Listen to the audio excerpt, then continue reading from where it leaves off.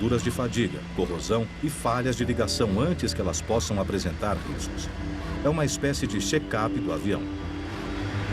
Os métodos de inspeção ao processo e as ferramentas que utilizamos mudaram dramaticamente por causa do acidente da Aloha. Dramaticamente. Hoje, o dispositivo é uma das muitas máquinas usadas para inspecionar aeronaves. Tudo isto para garantir que o desastre do voo 243 da Aloha não se repita. Desastres que mudaram a aviação. 17 de julho de 1996. Era um dia abafado no aeroporto JFK, em Nova York. No voo 800 da TWA, 212 passageiros estavam ansiosos para pousar em Paris. Mas um problema com a bagagem atrasou a decolagem. O 747 passou 4 horas parado na pista antes de finalmente partir às 8h20 da noite.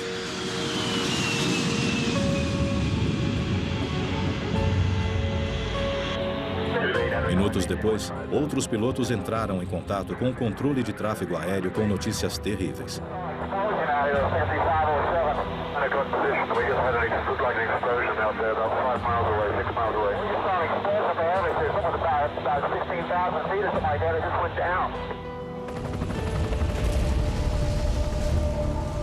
A tragédia foi testemunhada por toda a orla de Long Island. Uma aeronave se transformou misteriosamente numa bola de fogo.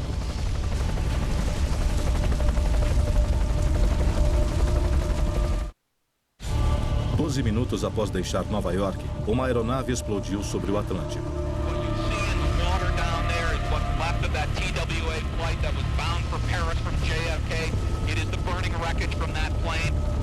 As imagens na TV eram terríveis. Havia fogo em cima do oceano. Logo descobri que eram 747. Então, eu sabia que centenas de pessoas haviam morrido.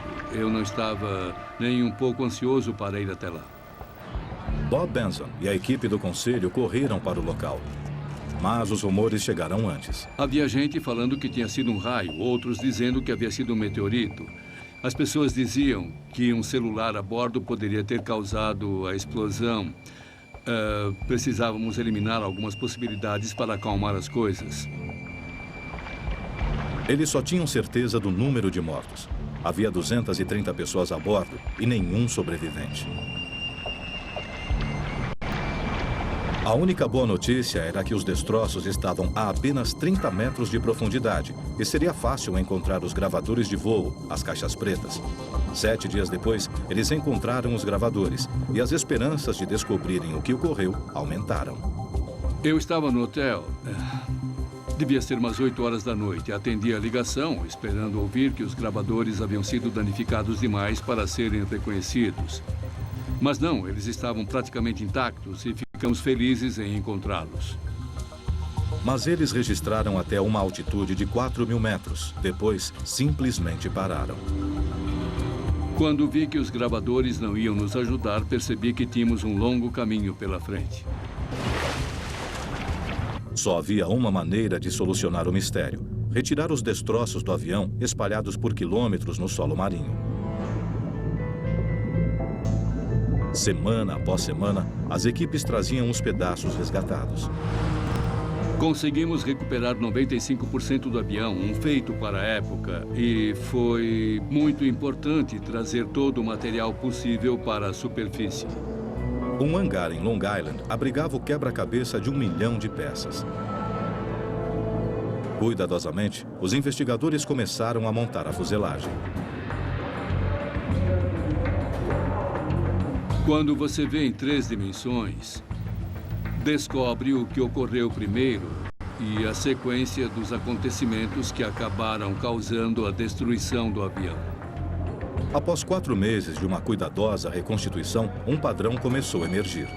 Como explica o metalúrgico do Conselho de Segurança dos Transportes, Jim Wild. Conseguimos examinar as fraturas aqui em todas estas peças, até uma parte que fica na longarina dianteira da asa. E podemos ver como a parte dianteira do tanque de combustível foi empurrada para lá, atingindo a traseira da longarina. Assim determinamos que o problema do avião começou aqui, neste tanque de combustível. Os investigadores lembraram de um acidente semelhante poucos anos antes. O tanque de combustível do centro da asa de um 737 explodiu numa pista em Manila. Mas por quê? O combustível de aeronaves é muito menos inflamável do que o combustível comum. E os registros de ambas as aeronaves mostravam que o tanque estava quase vazio. Voar com o tanque vazio é comum. Um 747 carrega mais de 190 mil litros de combustível, 2 vezes a quantidade necessária para cruzar o Oceano Atlântico. Mas um tanque vazio contém uma coisa: ar. E o ar tem oxigênio. Se for aquecido, qualquer combustível deixado no tanque se transforma em vapor. Misturar o vapor do combustível com oxigênio é a fórmula certa para uma explosão. Ao pousar na pista, alguma coisa pode ter aquecido o tanque. Embaixo do centro da asa, há condicionadores de ar. Essas unidades retiram o ar dos motores e fornecem ar frio para os passageiros. Elas também geram muito calor, que sobe para o tanque de combustível do centro da asa e aumenta a probabilidade de combustão da mistura de vapor de combustível e oxigênio. Será que a explosão de um tanque de combustível seria capaz de derrubar um avião? Eles fizeram um teste. É catastrófico. Mas o que poderia desencadear a explosão? Bob Swain, do Conselho, tem uma teoria. Chegou a um determinado ponto em que a única causa possível nessa situação teria que ser algum tipo de problema elétrico. Centímetro por centímetro, Bob examinou quilômetros de fios. Havia rachaduras nos fios onde o cobre ficava exposto. Poderia haver curtos-circuitos. Descobrimos rapidamente que as condições dos fios elétricos do avião eram precárias. A última peça do quebra-cabeça. Os fios que levavam ao sensor de combustível dentro do tanque estavam desgastados. Quando o cobre está exposto, os condutores podem causar um curto-circuito, podendo fazer uma ponte entre 2 fios. Seria como produzir faíscas numa atmosfera altamente inflamável e, em sequência, uma faísca atrás da outra. Milhares de aeronaves viajam com tanques vazios todos os dias. Como prevenir outra tragédia? Para descobrir por que o voo 800 da TWA explodiu, os investigadores reuniram seus destroços. Eles descobriram que uma faísca produzida no tanque de combustível vazio derrubou o avião. Como fazer um tanque à prova de explosões após a queima da maior parte do combustível? Reduzindo o nível de oxigênio com um sistema de inertização. A inertização é o processo de substituição do oxigênio inflamável num espaço fechado por um gás não inflamável e seguro. Mas os sistemas de inertização eram grandes e caros. Os cientistas do Centro de Tecnologia da FAA em Atlantic City receberam uma ordem: desenvolver um sistema de inertização leve e barato para ser colocado num tanque. Foi uma tarefa desafiadora.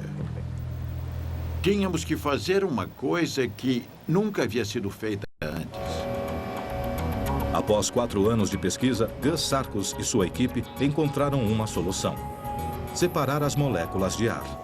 O centro do sistema de inertização do tanque são os módulos de separação de ar. Cada um desses módulos contém centenas de milhares dessas pequenas fibras ocas. Elas permitem que o ar passe e separam o oxigênio do nitrogênio do ar. Ele funciona fazendo o ar pressurizado do motor passar pela membrana de fibras ocas. O ar é composto por 20% de oxigênio e 80% de nitrogênio. As moléculas de oxigênio são grandes demais para passar por elas.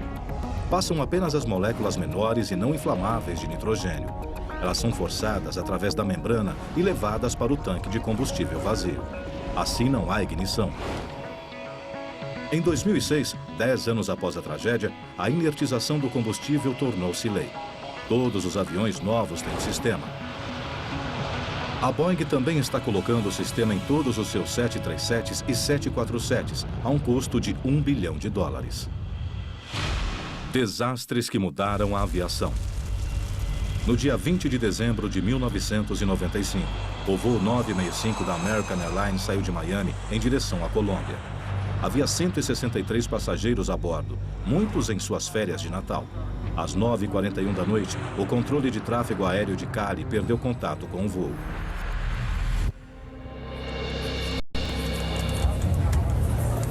No aeroporto de Cali, parentes ansiosos aguardavam as notícias.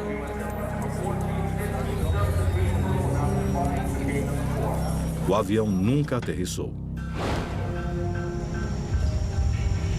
No dia seguinte, o avião desaparecido foi localizado a 16 quilômetros fora da rota, nas montanhas a leste de Cali. Apenas 4 pessoas sobreviveram. He perdido também a minha esposa e a minha hijo.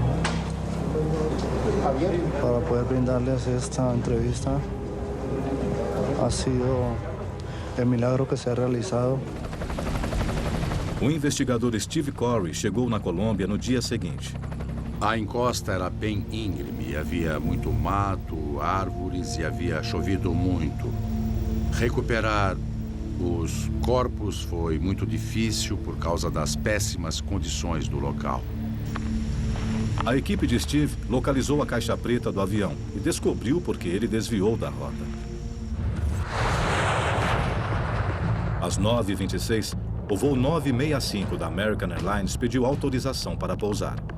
A falha na comunicação com o controle de tráfego aéreo resultou na entrada de dados errados no sistema de gerenciamento de voo.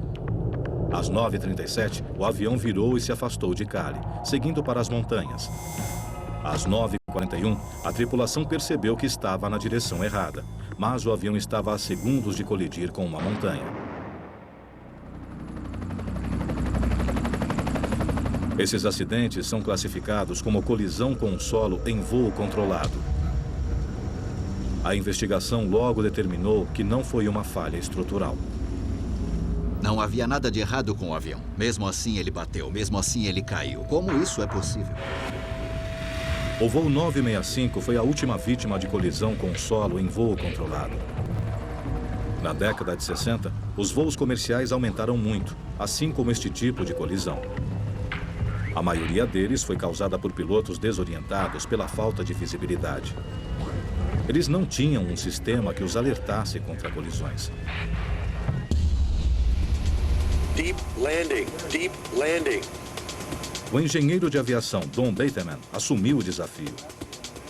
Durante 40 anos, ele trabalhou para tornar os voos mais seguros, desde que uma colisão aconteceu perto de sua casa. Meu interesse sempre foi pessoal, porque eu tinha alguns amigos na Boeing que bateram numa montanha com um avião. Don começou com a tecnologia desenvolvida na Segunda Guerra Mundial. O altímetro de radar dava aos pilotos um dado essencial, sua distância do solo. Ele se mostrou crucial para a vida das tripulações de bombardeiros que aterrissavam à noite, quase sempre com um tempo ruim. Don chegou a trabalhar com antiga tecnologia. Em 1970, ele produziu o primeiro sistema de alerta de proximidade do solo do mundo. O sistema media constantemente a altitude e depois inseria os dados no computador. Assim, o computador podia comparar a altitude do avião com sua velocidade e taxa de descida. Se a aeronave descesse muito rápido ou o terreno mudasse de repente, o sistema emitia um alerta para o piloto subir. A Boeing foi a primeira fabricante a instalar o sistema em todas as suas novas aeronaves. Em 1974, a FAA tornou o sistema obrigatório em todas as grandes aeronaves. O resultado foi uma diminuição gigantesca na frequência desse tipo de acidente. Em 1995, todos os aviões norte-americanos já voavam com o sistema há anos. Então, por que ele não salvou o voo 965? O voo 965 da American Airlines bateu numa montanha na Colômbia, apesar do sinal do sistema de alerta de proximidade do solo. Eles receberam o sinal de alerta do sistema cerca de 15 segundos antes do acidente. E eles reagiram de modo apropriado ao alerta, colocando o avião na potência máxima para fazer com que ele subisse. Mas, infelizmente, esse alerta não foi suficiente. Apenas 30 metros a mais teria salvado o voo. O acidente mostrou os pontos cegos do sistema. Ele focalizava apenas para baixo e não para frente. Se o terreno à frente da aeronave ficasse mais alto de repente, o sistema não conseguia alertar o piloto a tempo. O inventor do sistema passou anos trabalhando numa solução. Mas para analisar a paisagem à frente, Don Bateman precisava de mapas globais extremamente detalhados. Mapas que não existiam. Era o que ele achava. Os soviéticos mapeavam terrenos desde 1923, mesmo durante a Segunda Guerra Mundial. Eles coletaram dados do mundo inteiro. No fim da Guerra Fria, eles começaram a vender esses dados. Isto revelou, para mim, coisas que eu sequer havia pensado e convenci a empresa a comprar o máximo de dados possível. Don não só conseguiu os mapas, como também a tecnologia capaz de apontar a posição de um avião. Esta tecnologia também é derivada da Guerra Fria. Em 1983, o voo 007 da Korean Airlines desviou da rota e entrou no espaço aéreo soviético. Ele foi abatido, matando 269 pessoas. O incidente convenceu o presidente Reagan a tornar público um dispositivo militar chamado Sistema de Posicionamento Global, o GPS. Finalmente, Don conseguiu todas as peças necessárias para salvar vidas. O sistema de alerta de proximidade do solo aprimorado ainda usa um altímetro de radar para analisar o solo abaixo do avião. A bordo, o GPS usa satélites para rastrear a posição exata da aeronave.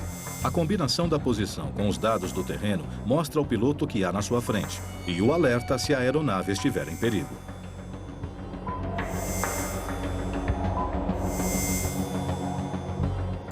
Este é o dispositivo em ação no Arizona. A tela mostra o terreno. A parte vermelha representa um terreno mais alto que o avião.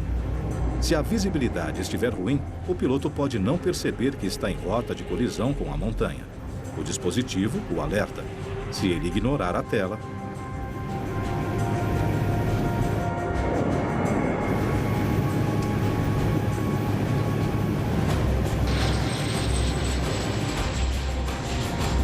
Don estava aperfeiçoando seu sistema quando o voo 965 colidiu.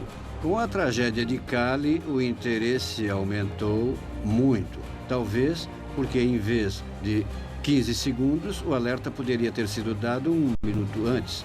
1 minuto é muito tempo para um avião. Toda aeronave norte-americana registrada com capacidade para pelo menos 6 passageiros precisa ter um sistema de alerta. Não houve nenhuma outra colisão com o solo em voo controlado em aeronaves com essa tecnologia a bordo. Ela é uma grande tecnologia, uma tecnologia muito eficiente, usada por 95% das empresas aéreas de todo o mundo.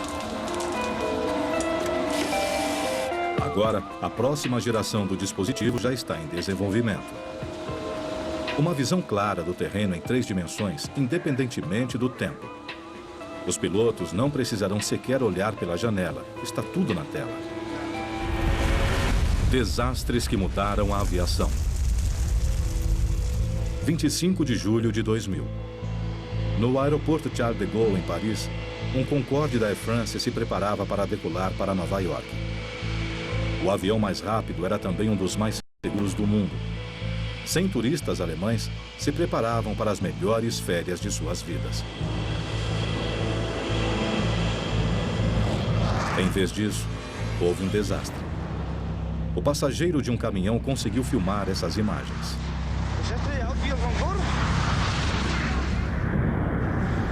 Segundos depois, o voo 4590 bateu na lateral de um hotel.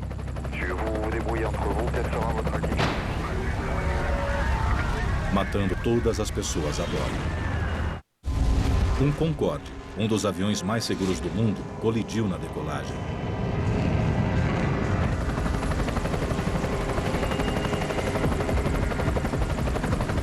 Não houve sobreviventes. 100 passageiros e 9 tripulantes foram mortos. 4 pessoas em terra morreram. As pessoas ficaram em estado de choque, sem acreditar que aquela coisa horrível pudesse acontecer. As autoridades francesas iniciaram a investigação junto com colegas britânicos. Uma grande parte do avião foi destruída pelo fogo, mas as caixas pretas foram recuperadas e revelaram o que havia acontecido. O avião pegou fogo pouco antes da decolagem. A tripulação desligou um motor, achando que ele estava em chamas. Depois, eles não conseguiram recolher o trem de pouso. Quando o outro motor pegou fogo, ficou impossível controlar o avião. 72 segundos após a decolagem, o Concorde colidiu com um hotel. O fogo desencadeou a tragédia, mas o que causou o incêndio? Os investigadores descobriram muita coisa com as imagens dos momentos finais da aeronave. Dava para ver a parte interna do motor próximo do trem de pouso e que as chamas emanavam dali. Elas poderiam, sem dúvida, ser provenientes do motor, mas certamente não era apenas um incêndio. Os investigadores apontaram a origem do incêndio, um vazamento em um tanque de combustível próximo do trem de pouso. O que havia causado o vazamento? Os investigadores encontraram destroços do avião espalhados na pista, incluindo 2 pedaços de pneu, cada um com cerca de 4,5 kg, sugerindo que ele havia arrebentado. 2 pedaços de pneus foram encontrados. Esses pedaços se encaixavam perfeitamente um no outro, como se houvessem sido cortados. Havia uma segunda pista. Um pedaço de metal combinava com o corte do pneu. Ele havia caído de outro avião que tinha decolado minutos antes. O metal que acreditávamos ter causado o acidente era um pedaço de titânio de cerca de 30 centímetros de comprimento e 2 centímetros de largura. Ele tinha a forma de um L e, por isso, inevitavelmente, cortou o pneu em vez de ser achatado. Como um corte no pneu poderia causar um desastre tão grande? Os investigadores encontraram uma terceira pista, um pedaço do tanque de combustível. Com esses 3 indícios, eles reconstruíram a cadeia de eventos. Quando o pneu arrebentou, um pedaço grande de borracha foi arrancado. Um pouco da borracha atingiu a fiação elétrica dos ventiladores do freio. Outro pedaço de 4,5 kg de borracha foi arrancado deste pneu aqui. Ele bateu no tanque de número 5, causando o vazamento do combustível. Esse combustível entrou em contato com a fiação elétrica arqueada e foi isso que começou o fogo todo. Como garantir que isto nunca mais aconteça? Os projetistas do Concorde fizeram um plano para fortalecer os tanques de combustível, usando uma das substâncias artificiais mais duras do mundo, o Kevlar, o material usado para revestir coletes à prova de balas. O Kevlar é 5 vezes mais forte que o aço. Tapetes tecidos com Kevlar são colocados dentro do tanque. Se ele for perfurado, os tapetes com Kevlar são projetados para fechar o buraco. Só isto já reduziria um vazamento de combustível em 95%. A segunda parte da solução era um pneu mais duro. Os pneus de uma aeronave são únicos. Eles precisam suportar 185 toneladas em velocidades de 400 km por hora. Em velocidades tão altas, os pneus do Concorde se esticavam como elásticos. Se fossem cortados, a borracha sairia voando como um míssil. O desafio era realmente muito grande, porque os fabricantes originais dos pneus disseram que não conseguiriam fazer um pneu novo e mais seguro para substituí-lo. Outro fabricante, a Michelin, ofereceu uma solução. Um projeto revolucionário, o pneu NZG. O corpo interno do pneu NZG tem um desenho radial mais resistente. Ele também é fortalecido com 5 faixas, cuja constituição é confidencial. Elas impedem que os pneus se expandam em altas velocidades, diminuindo suas chances de estourar. Conseguir cortar uma faixa elástica esticada é muito fácil, mas conseguir cortar se a faixa estiver em repouso, aumenta em muito a dificuldade. E foi exatamente isso que eles conseguiram com esse pneu. O pneu também é reforçado com uma camada de Kevlar. Os testes mostram como ele é duro. Com este pneu girando em 27 revoluções por segundo, a lâmina leva a pior. O pneu não sofreu um corte sequer e permaneceu intacto. Ficamos muito satisfeitos. Foi uma surpresa muito boa na época. Foi quase um presente de Natal. No dia 6 de novembro de 2001, o Concorde voltou a operar. Atualmente, o Concorde não voa mais, mas seus pneus continuam nos ares. Eles são usados por toda a indústria.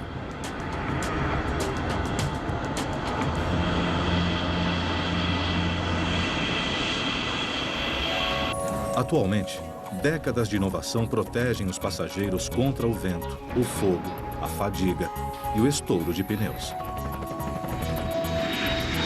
Mas ainda há um risco: a ida até o aeroporto.